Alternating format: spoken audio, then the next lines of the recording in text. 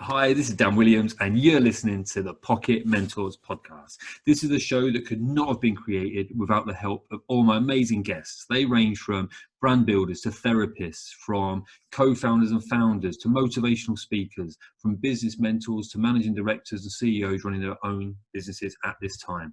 The one thing they've all got in common is that they're all facing their own challenges.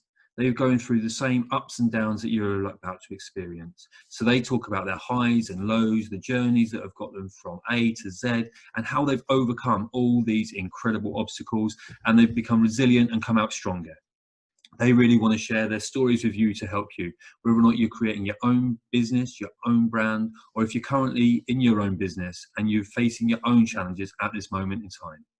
I really believe that this podcast can help you no matter where you currently are with your life. So sit back, get on your bike, plug in your headphones, go on your run, start your cooking, whatever it is you're about to do by listening to this podcast, and enjoy.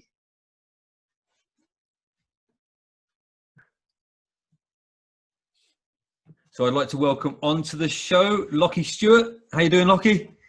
Dan, going really well, mate. It's so good to see your face again. Yeah, awesome. It's been too long, actually. Too long. We were just saying, actually, weren't we, before we chatted, that it was about 2 years ago, and probably if I wasn't doing this now, we're too busy doing other stuff, we probably wouldn't have caught up again. So, yeah, 100%. I think life gets in the way quite easily.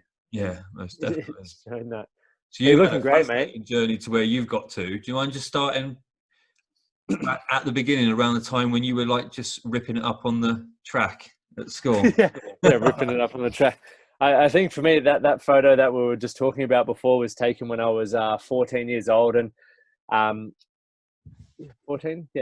So it was 4 years before that I had ever been told that I had the potential to be a great athlete. That was when I made my first state championship. So for you guys in the UK, but over here, Queensland's one of the states, so I got to represent the state. And after that, mum and all of my friends around me built me up to, like, you have a whole heap of potential, you can run. So I just sunk my teeth into running for a few years, and 14 was the year that I really excelled. I broke the 2-minute mark for the 800 meters, which was awesome at that age, 14, and finished second in Australia, which was awesome. So, I was a bit disappointed I didn't win it, because in my head, I felt like I should have won it. That bastard cut me off. But anyway, it is what it is. Second fastest 14-year-old in Australia. Yeah. Disappointment. Yeah.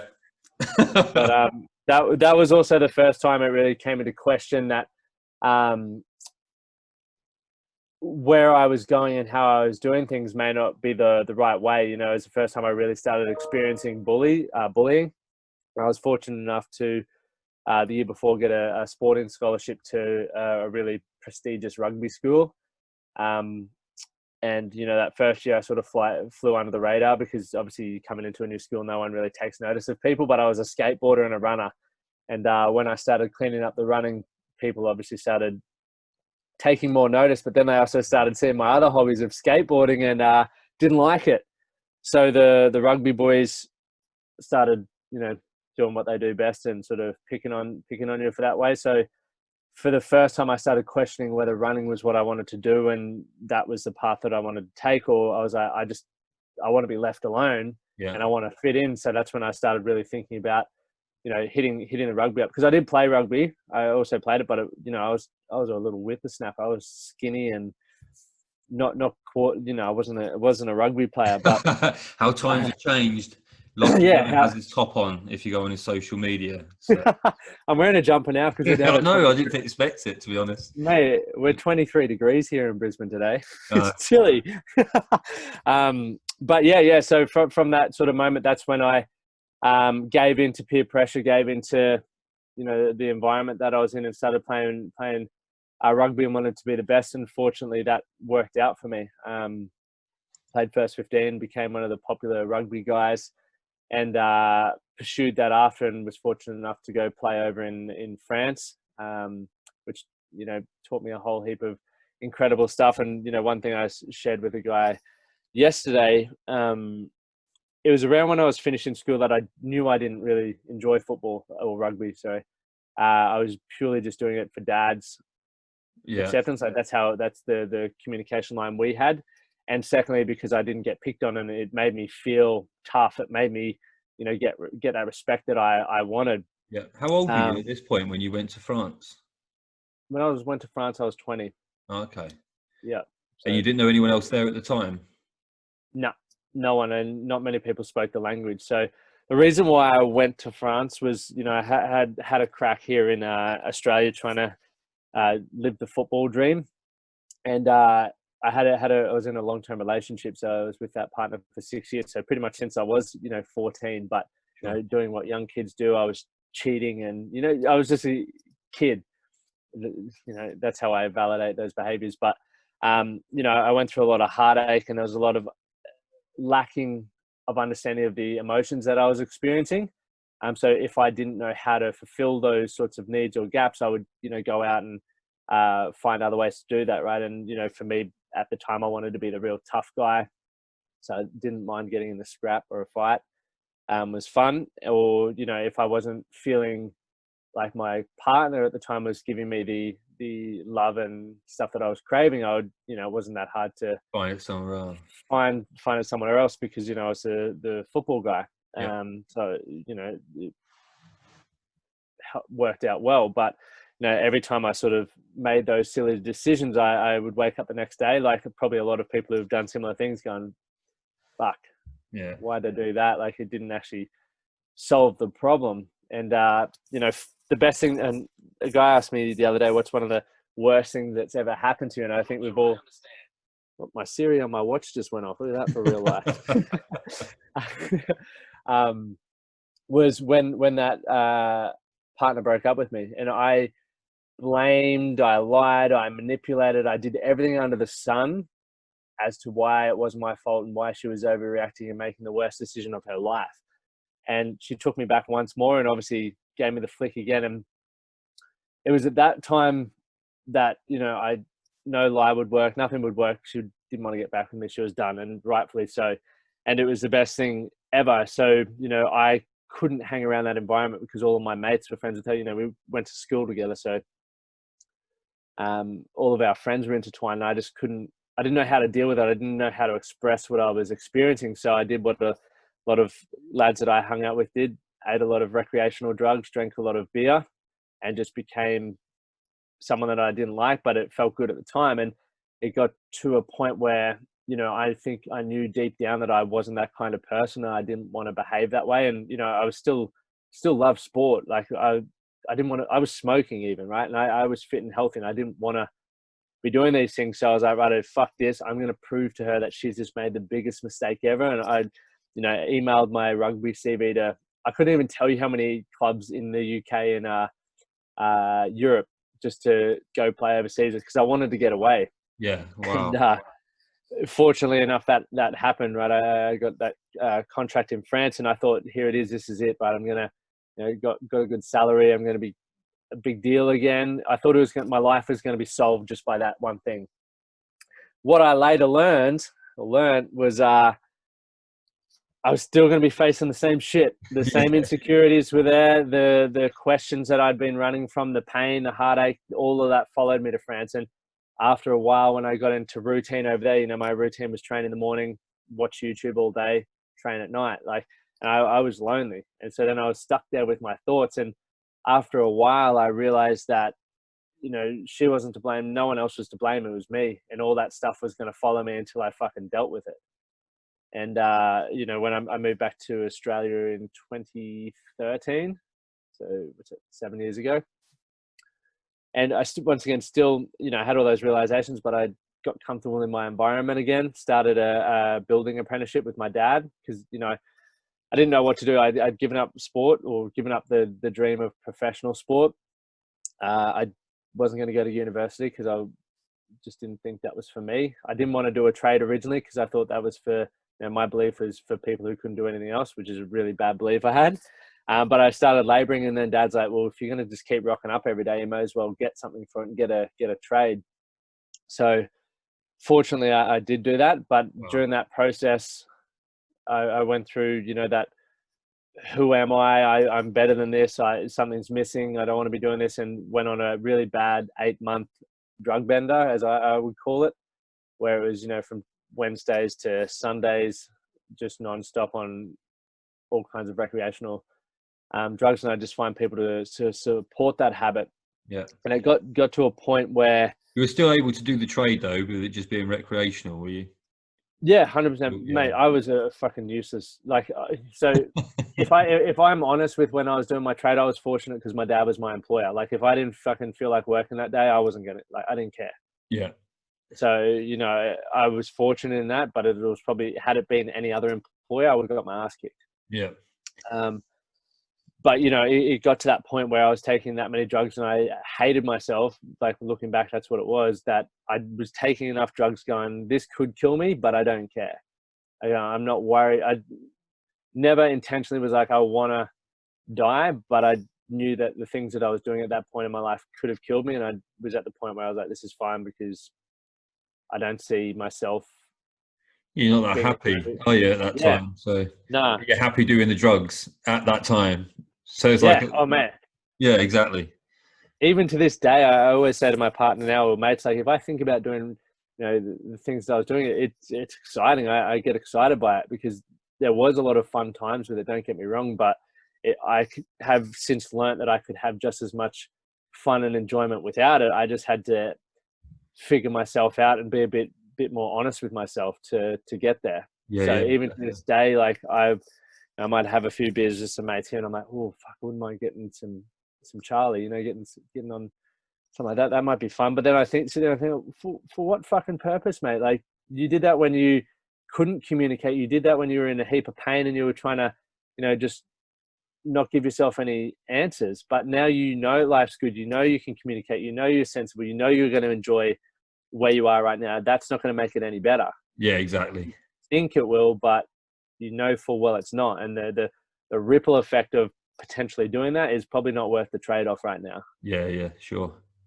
So that led me to where I can't even remember where we were, but it led me to that point. And in 2014, it started end of 2013, started 2014, I had that big rock, I guess what I would call my rock bottom moment, where I was once again out partying, got in a fight, and it ended up pretty badly, but it stunned me sober, is essentially how I look at it. And it was that moment where, and I'd had plenty of warning signs in the lead up to that point that I'm better than this, and you're acting out of character, and your life wasn't supposed to turn out like this. And that was that real moment for me where I was like, fuck it, I've got to change this. Like, I'm not meant for this. And was that, when that happened, was that literally in the moment when you were were going through it? It wasn't like a week later you were reflecting. You were just it was. I can still remember it. Like, I was at the top of the stairs, and the guy was at the bottom of the stairs, and I still just remember going, "Fuck." That's like a Jason Bourne moment, isn't it? Where he's suddenly like, "What? Who am I? Like, this isn't me." That's insane. And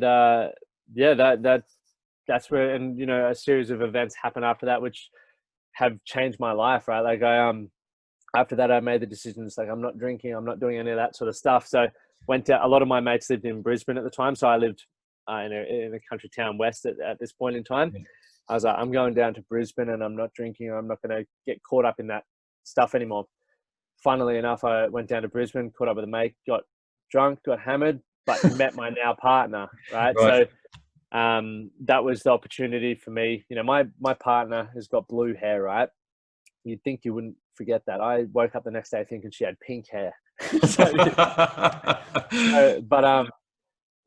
That for me was like, all right, well, she knows none of my mates. She doesn't know my past, and this is an opportunity for me to step up and be the person that I believe I can be. And that's when I, ultimately recreated myself. I changed my environment. I cut off people in my life that I didn't, they were great people, but just weren't the best, influencers for me and, the kind of life that I wanted to live in.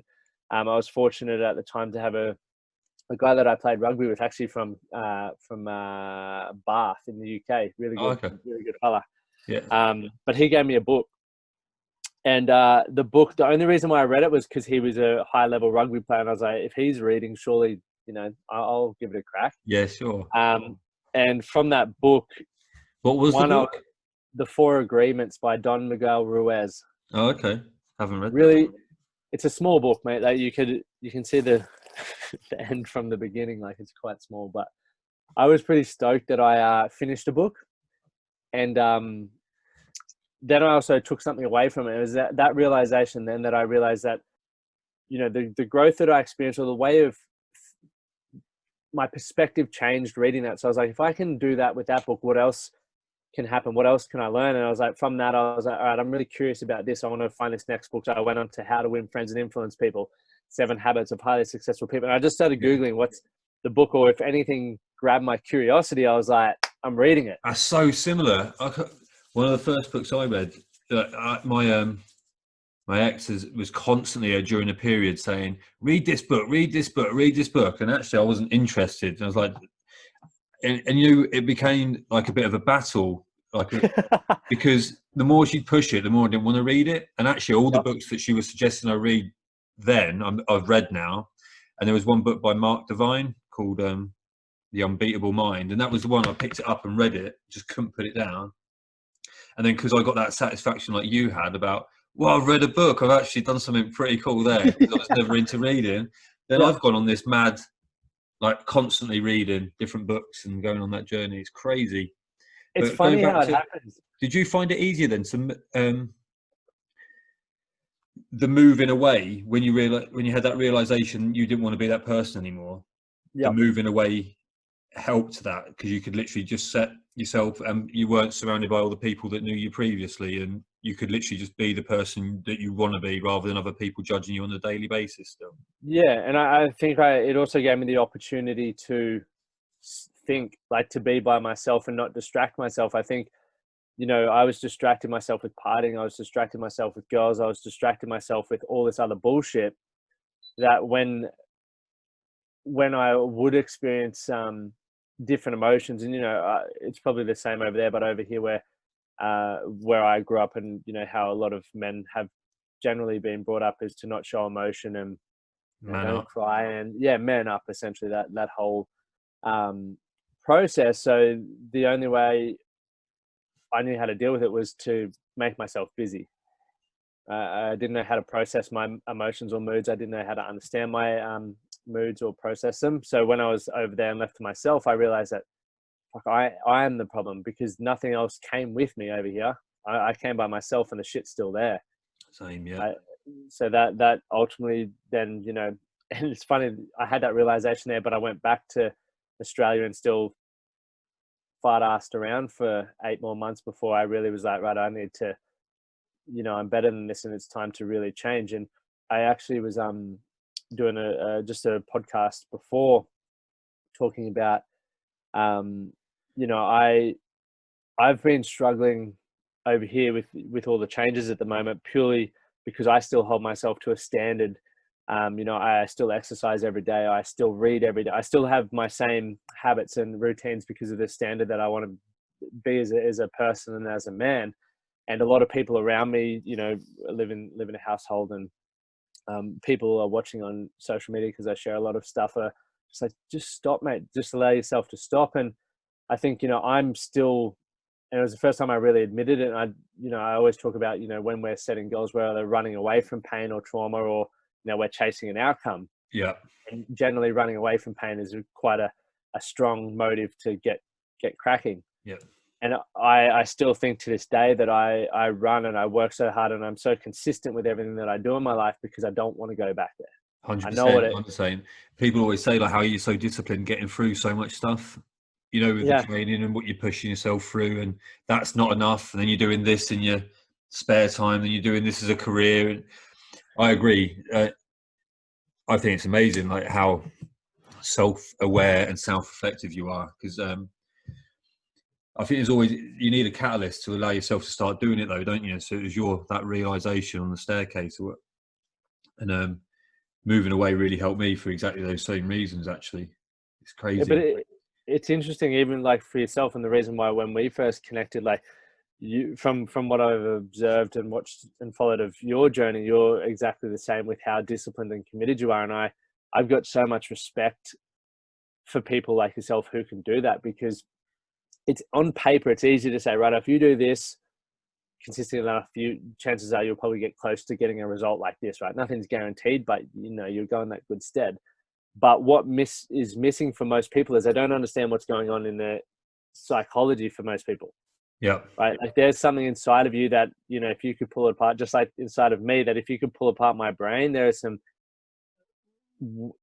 things are wired differently, whether it's based off of pain or whether it's based off of pleasure. But I'm a big believer, and I don't want to get rid of my pain. I thought for a long time that I needed to just move on from that past. And I'd almost done that, and literally until this week where I've been thinking about it, I'm like, if I got rid of that, I'd probably lose that drive that I have, because my life is amazing right now and I love it. But I think deep down, I love having that.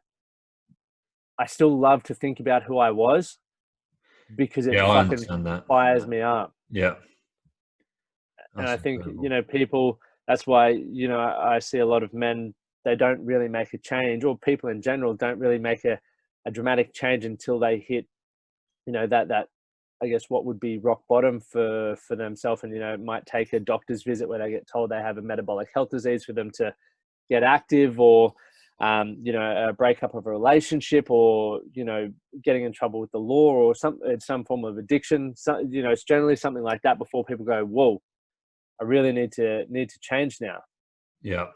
No, it's crazy. It's really similar. I'd moved up to Yorkshire from London for a job, and living with a mate that I used to grow up with, and then he met his wife now, which is amazing, and he left the company that we were at, that he brought me up to join, all this sort of stuff, and did his thing, and I ended up in this house with some people that the only reason why we had anything in common was alcohol, drugs, going out, everything you just described. And I remember laying there one night thinking, well, he's doing his thing, that's cool. Should I go back home to my mates now? Should I do this? And then I thought I'd sleep on it and just see how I feel. And I woke up in the morning, and that was the big change in me, like absolutely fired up, and then just cracked on and just changed the whole path, really, because I couldn't even really hold down jobs before that. In London it was all right, but then after that it was very different. But then what did you do then next? Yeah, so from that point, it's just been the evolution. One thing, I knew and I identified really early in my decision that when I wanted to change, because you know how I said just before, I made a decision I didn't want to drink, but I went to Brisbane and got on it. Yeah. I knew that it always starts off as a nice innocent, we'll have a beer, and then you have another beer. And then it's fucking 8 a.m. Yeah. Yeah. So I knew that I gave in to peer pressure, and I knew that I identified that early. So one thing that I did to put, to set myself up for a better chance of changing was I told everyone I was doing a 16-week fitness challenge, right? And so in that I was not drinking. And those 16-week challenges, I did 8 back to back. So nice. Even my partner now, and you hadn't planned to do 4 back to back? No, I just you literally got through one and was like, I love that, and then just kept doing it. And because I needed the excuse. Yeah. If I didn't have the excuse, and I got super fit and healthy, and I felt good, I felt really good, but I knew I needed the excuse. If I didn't have the excuse, I would have gone back to I 100% know that if I didn't have that to the boys to go, no, I can't drink because I'm 4 weeks into a 16-week challenge, then I would have caved, or, the peer pressure would have come on. So I unintentionally, but intentionally, I'd set that up and just continued to do those just to keep my head above water until the point I built up enough confidence to just be like, nah, I'm fucking good. And now I'm really, I'm really strong-minded and can enjoy a few beers, but I stop as soon as I feel like I'm losing sight of things. Yeah. So I feel like I'm really in control, and who knows, I guarantee I'll probably fuck up at some point. I'm human, but yeah, exactly. So far I'm going well. But yeah, I think, it was 2014 when that whole journey started. I started sharing everything on Instagram, sharing my whole journey of if you go back to all my stuff, you can see when I was a chippy and when I was, had broken noses and getting in all kinds of strife. But then also you see this guy sharing books and starting to do videos, trying to share what I've been learning. you see, I was in network marketing, so you see me evolving and then speaking on stages, and then, got to where I am now, where, run a men's health company, and all of that's evolved. And I was fortunate through that, because I think I try to be as, honest with how I feel, even to this, this day, when I still struggle like everyone else at points in time. I try to be as relatable to everyone else, but built a good, I guess, support network and following through Instagram and the podcast. And now here in Brisbane, we've got a really big community, and COVID-19's been good for that, because we've got guys from the UK, USA, Canada, and New Zealand a part of the programs that I'm running. Awesome, dude. It's it's been cool. That's so cool, and everyone can relate to you. That's the beauty. You're so authentic, and you have been all the way through the post. That was like when we were talking about the network marketing a couple of years ago. That was the keto. Yeah. And even then, when I was looking at your post, I was like, I can absolutely resonate with this dude. He's like on a similar path. Did you know at that point, had you any idea that, because you're your brand, aren't you, essentially? Yeah. It's you. Did you have an idea where you wanted to end up, or nah? You were happy because you were successful in network? Are you doing it now or not? Nah, I still use the products. I just don't. I just put all my energy into this. Yeah. So, but in the network marketing side, the recruitment is really driven now through webinars and calls like this, isn't it? Hence why you're so much more natural at this than I am, because you've been doing it. You're awesome at this. You've been doing it for years, but I can easily see why you were recruiting and good at that, though. So to leave that behind and just focus solely on this, though. Yeah. Was that an easy decision to make? It just evolved, and I'm always honest about this. Like, people say, are you going to do the Man That Can project forever? I'm like, I have no idea.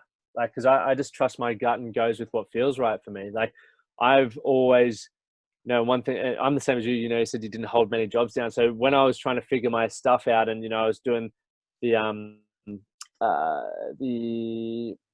apprenticeship, and then I started doing Uber driving. I did worked at a pub. Like, I did all these things because when I didn't like them, I'd change them. And the same goes now. Like, I loved network marketing. It taught me so many incredible skills. I was successful in it. And I met a lot of great people, but there came a point where I outgrew it. I just felt I needed more. And I never wanted to be a coach. I remember back in 2017, 2017, when people were like, can you coach me? I can relate to you. And I was like, no way. Life coaches are people who have no idea what's going on. Like, that was my opinion. But then over time, I was like, and I've always, worked and done events for mental health. I've been doing, events for mental health and stuff over here since 2014. I just never really thought I would actually help men and sort of build their confidence and do all that sort of stuff. So where I am right now, I didn't know. And I have an idea of where I'd like to get to, but that could change. One thing could change that. Well, one conversation could change that. I don't know. Yeah, no, I love that. I love it. And it doesn't surprise me one bit to see that people were looking at your post. So people via like Instagram and Facebook were contacting you saying, can you coach me? It's because when you're looking for a coach or a mentor, you just want it to be, I can't remember who it was I was chatting to now. I've done so many in a short space of time. Oh, it's Gary King. And he was just like, you want someone who's been there, done it, they've got the experience, they've got through it, and they're credible and they've achieved, I don't know, what you want to achieve or something like that. So people that are going through dark times, and I think it helps because you be in this, the rugby player and stuff like that. So people can see that you're like a bloke's bloke that people identify with and all that kind of stuff. And you're talking about your feelings and you're being raw and authentic with it on social media. But and even touching on that, like I've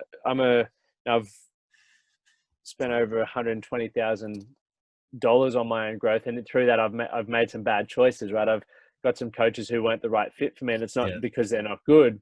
Like you said, like I know I'm not the perfect fit for everyone, right? That's why I still get on the phone with every single person that even does any programs that I offer, because I want people to be in, and this sounds, it might sound selective, but it's my brand and I want to work with people that I'd have a beer with, right? Yeah. So if I don't feel like it's the same energy or, you're not in it, you know, you're not the right fit for me. And I'm honest with that. I don't want to just take your money, or I don't just want people going through. It's because the environment that I get for the men that come in is like, I want you guys to be mates when you leave as well, because I'm getting the right people in the room. And it's not to say that I'm better than anyone or anything like that. I just know that I resonate with a certain type of person. There's, you know, you resonate with a certain type of person. There's other coaches out there that resonate with a certain type of people. So you just got to keep looking until you find that right fit for yourself.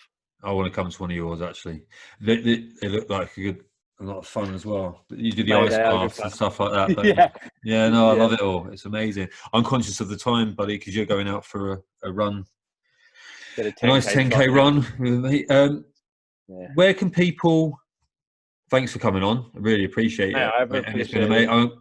I want to chat to you next week anyway, just about other stuff. So I'll give you a call purely selfish level. But how do people... where do they see you on, like, social media and stuff? I'm busiest on Instagram at Lachlan Stuart. So Stuart, it's spelt. I'll flick you that link. But then the website's themanthatcanproject.com. Cool. I'll put that in the show notes and stuff. Legend. Mate, you're the pro now with the show notes and all that. I didn't do show notes on my podcast. I just listen to podcasts when I'm like doing training and audio books and all that. So I just pick up some stuff. I don't even know what show notes mean, but it sounds good. So cool. good, all right, buddy. Well, thanks so much. Really appreciate that. Thank you so much for having me. Enjoy your run. Thanks, brother. Cheers, dude.